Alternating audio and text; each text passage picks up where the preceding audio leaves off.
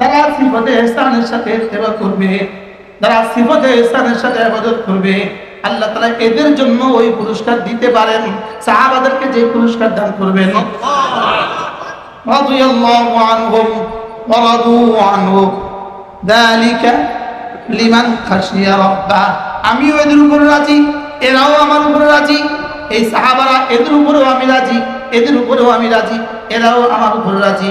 আল্লাহ এই ফয়সালা, এই সিদ্ধান্তটাকে কিয়ামত পর্যন্ত চলবে নাকি এখানেই শেষ হয়ে গেছে?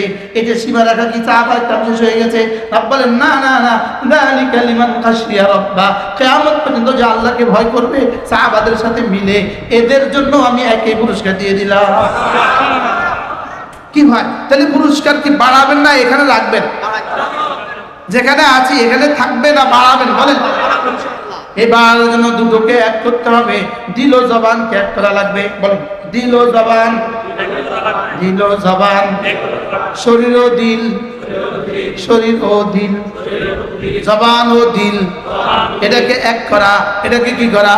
এটা যার যত কাছাকাছি হবে, এটা যার যত এক হবে, এটা যার যত মিলবে, এটা যার যত মিলবে, এখানে